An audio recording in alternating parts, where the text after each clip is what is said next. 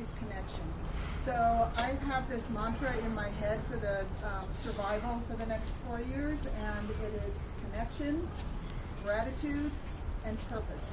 My goal is to find ways to stay connected and to also stay optimistic and informed and purposeful. And there is a basket down at the front door. I'm asking if anyone has any suggestions or strategies or mantras or links or good words or anything, to please leave them. I'll compile them later and send them all out to you. Maybe you can touch base in the next year or so. If you've got a need for it, you can take a look at it. First I want to say that this is a profound day for many reasons, not the least of which is that it is Martin Luther King's birthday. Yeah. I want to raise a toast to Martin Luther King and all the extraordinary good that he did in the face of incredible odds and bigotry and struggle.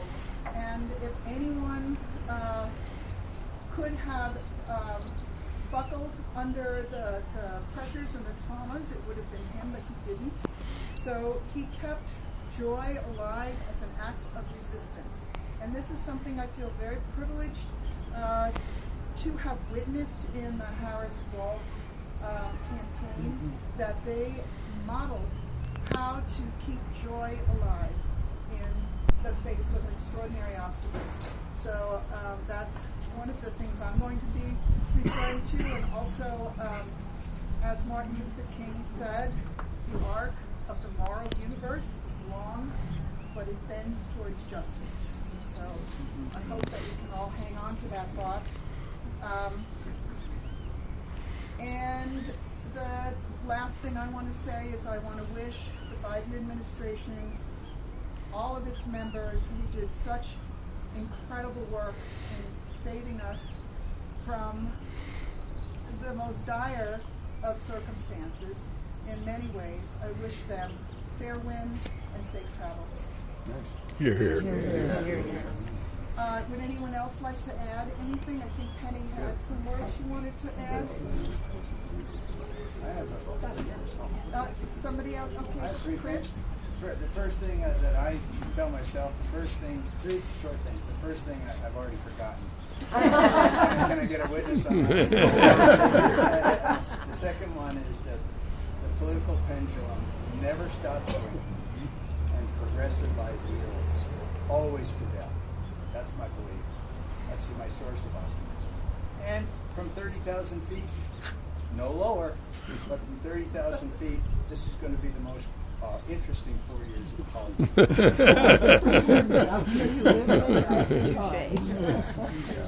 Penny, you had some. Oh, Barry, can you go ahead? No, go ahead. Do you want to close it, Penny? Sure. Yes. Yes. Okay. So Jared and Barry, and oh, by the way, as a coda, after this, our purpose today is connection, is to make friends and to find more ways to expand and deepen our own identities and our own circle, our own friends. So please, no more politics after this. No more politics. Never. All right, so Barry? Yeah, hi everybody. I'm Barry and Lynn.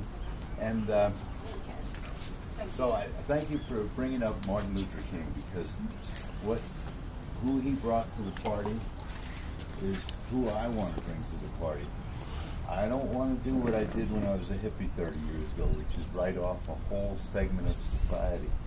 I want to be exclusionary. I want to lead from love and from my heart. And the other thing I want to say is that, man, I read this thing called the Tao every morning, and they talk about the bewilderment of life. Holy shit. I mean, need I say any more? Yeah. Thanks. Yeah. So, going off of what Chris said about the 30,000 feet, happy Martin Luther King Day, blessed MLK. On the night before he was assassinated, Reverend Martin Luther King Jr. gave a speech in support of sanitation workers in Memphis. He told the audience that if God let him choose any era in which to live, he would have chosen the one in which he landed. He said, now that's a strange statement to make, because the world is a mess. It's messed up. The nation is sick, trouble is in the land, and confusion is all around. But I know somehow that only when it is dark enough can you see the stars. And then he said, now let us begin. Now let us rededicate ourselves to the long and bitter but beautiful struggle for the new world. Mm-hmm. Martin Luther Amen. King Thank you. and all of his allies. Here. Sure. Springing from what some of the previous speakers said, occasionally a appropriate apothegm may apply to the situation. Let us say this about the progressive movement in the United States, and keep that in mind, especially today. No andaba muerto, andaba de parar. And for those, Unaugural. Translation, please. we are not dead, we are partying. We're not dead, we're partying. Yeah. It's a Mexican expression. Anyone else? Could I just add, my name is Clark from Victoria, BC, so I'm a bit of an outsider, but there are others here. I just want to encourage people, Deb and I have both finished reading, is it the Isaacson book about Elon Musk? And I mean, he's an incredible guy, and I think maybe there's some optimism there in that, I don't know, I mean, people are almost talking as if he is the vice president, right? And I think there's goodness there, so maybe that will help out. And I encourage everyone to read the book. It's What just called what Elon good Musk. goodness? Pardon me? What goodness where? Well, I mean, he has Asperger's, I guess, or is on the spectrum, so he is socially very awkward. But I mean, I personally believe that the encouragement of solar power and electric cars, getting us off drilling oil and just helping the environment. So, Clark, is this a toast to Elon Musk? No. Here's to the 51st state. Does anybody else have a toast? Jimmy Carter. Yeah.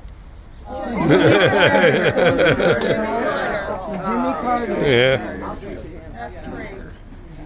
Jackie, did you Yeah, have I would something? just want, both of my kids, age 31 and 41, each of whom are going to be targeted populations. It's like, Mom, what do we do? Didn't you get arrested for this crap in the 70s?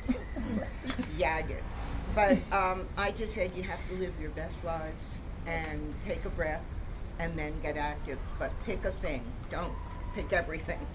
So I would toast for all of us to find something to fight for, and then fight for it. This is my purpose mantra. This is connection and purpose and gratitude. I'm so grateful to all of you. Beautiful. Yeah. I'd like to toast to Canada. Because I think I was reading this morning that they're fighting back. They have a 3-tier plan to fight back against all the things, the tariffs and stuff. And they're going to target the states that voted for Trump specifically. And Republicans, they have a political agenda, they have a financial agenda. They're going to, perhaps stop the coal imports and all kinds of stuff like that. So I think they're going to really kick his ass. And I'd like to toast Canada. To Canada. I would wait, but did anybody toast Claudia Scheinbaum? Not yet. Thank you. Okay. Not yet. A toast to Claudia. She is standing up also. Yes. Opposed to Mexico. That was to Claudia. I would like to point out that both Mexico and Canada have sent firefighters to Yes. a place that is suffering from climate change, and all we're getting in return is fear tactics and blame. But I would like to make a toast to Claudia, who is being so articulate and profound in her response. And all To Claudia. To Claudia. Okay. Anybody else? I'd like to say something. Rich? Okay. Wait. I got to get you here. Oh, you're big. That's not very nice. That's an understatement. Okay. So I want to pick up on what Melinda said about how to deal with what's offensive. There's a philosopher, actually a writer about philosophy called Sarah Bakewell. I don't know if any of you know. And she has a book recently about being a humanist. And she has kind of a three-legged stool about being a humanist. And one is hope, and one is connection, and one is cheerfulness. So keep those three things in mind. So in respect to connection, I want to speak to specifically is we all know people who voted for Trump and support him. And I think it's important that we keep a connection with them. I think it's important that we find something that we have in common. It might be rooting for the Buckeyes. Sorry, Marcia. Or the Lions. Or the Lions. Or talking about climate. There's got to be something that we share. And I think it's important that we focus on that and not on what we disagree on. Final thing that she says, and it's sort of the same thing, but it says she views humanists as the triumph of hope over fear, and I think that's what we should all keep in mind for the next. I'm going to be more of an optimist than Melinda. 2 years, because we changed Congress. Yeah. Something to work for. Thank you, and thank you all for coming and for your thoughts. Penny, you want to? I think Suzanne. Yeah, thanks. I'm Suzanne, and a lot of people I don't know, but You will. yeah, I'm Suzanne, and I don't have any quotes of great people to say, but just a couple things I've been thinking about for a while, and they've been mentioned. One is connection, and I've really been focusing on being present and appreciating the people I'm with. And I started doing that before the election, and it's really helped me a lot. Just really being so aware of looking around and saying, these are people I really love, and I'm grateful to have them in my life. And also, what a beautiful place to live. And I'm grateful that I live in Oaxaca. The other thing that I heard just recently was an interview with Bill Maher, who for me is often very antagonistic and negative, but I like what he has to say. And what he said in answer to the question about how he's going to get through the next whatever period of time it is, and I really took that to heart, is to not go down every rabbit hole and to not let this control his life. And last time when Trump was president, I was so focused on every single damn outrageous thing that it was really hard for me to enjoy my own life. And so what he was saying is to not follow everything and get outraged by everything, because a lot of the things that I was outraged by didn't happen, or they happened less than I was fearful of. And so I really am going to take that advice, to not go down every damn rabbit hole, to wait till it happens or see what's going to happen and then get outraged and then figure out what to do. But I don't want to be as crazy as I was, as angry as I was, as continually outraged as I was the last 4 years, because it doesn't make any difference. Yeah. And those are great suggestions to put in the basket. Oh, okay. Okay? Those are terrific suggestions. Do you have a toast? I toast to staying out of the rabbit hole. Here, here. Here, here. Can you hold for Penny? Sure. Here's your drink back. Thank you. And Penny, I think you're up. Okay. If anyone has anything to add after, of course.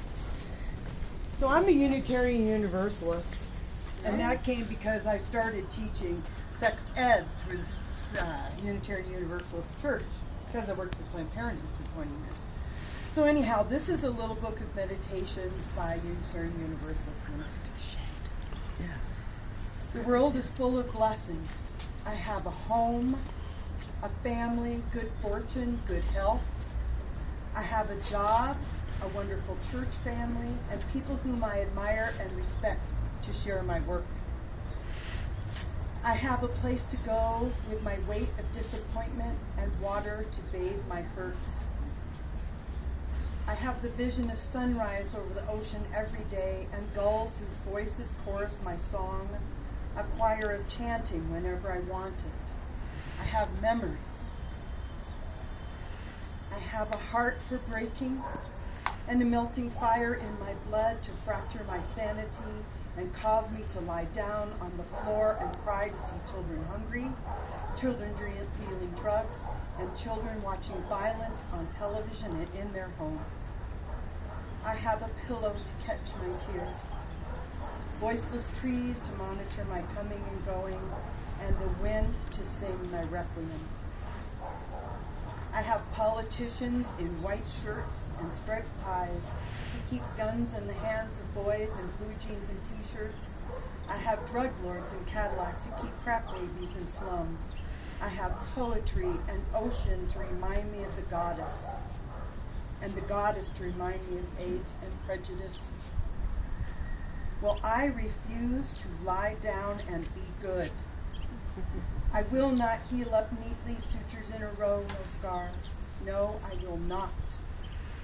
I will shout out that I am here and hurting, and I will demand of life that it return my shout decibel for decibel. I will speak of justice and kindness and beauty and truth, and I will try bravery, though I am a coward, and I will honor wisdom, though I am a fool. I will find other broken people with divinity shining through their pain to remind me that the human spirit is hard to defeat, that the world is young yet, and we are just an idea, that love is not forever, but a little love once in a while is worth the risk of keeping the door of our hearts wide open. And I look for goodness and know it when I see it. And I see it in you and your children and your dreams, and I can never be grateful enough. Thank you, Penny. This is lovely. Thank you so much. Thank you, Melinda.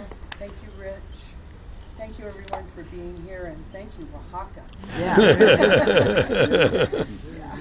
For those of you from the U.S. who still think in Fahrenheit, I just want to say that I'm from Minneapolis, where the wind chill today is 34 degrees below zero.